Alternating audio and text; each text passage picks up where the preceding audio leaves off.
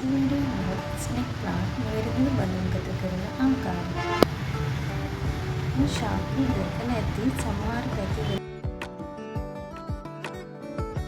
නටවන්නවල ගල්ලයින් වල හැම තැනම දකින්න පුළුවන්. ඒ වගේම බෙල්ද පොළවල මේ ඉන්ඩෝර් ප්ලාන්ට් එක වැඩිම දෙකට අවෛර කරන්න පුළුවන්.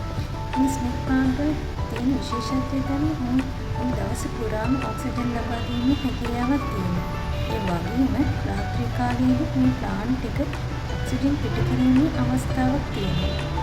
ඉන්ඩෝර් ප්ලාන්ට් එකක් විදිහට නිවස ඇතුළත තියාගන්න සුදුසු ශාපයක් තමයි ස්නෙක් ප්ලාන්ට් එක කියන්නේ. ඒ වගේම බඳුන්ගත රෝපණය කරගෙන ඉතාම ලේසියි. ඒ වගේම මොරේවියන් විශාල සංඛ්‍යාවක් හැදෙනවා. ඒ නිසා ඒ පැල වෙන් කරලා පැල ලබා ගැනීමේ හැකියාවක් තියෙනවා. ඒ වගේම පොත්‍රයෙන් පැල ලබා ගැනීමේ හැකියාවක් තියෙනවා.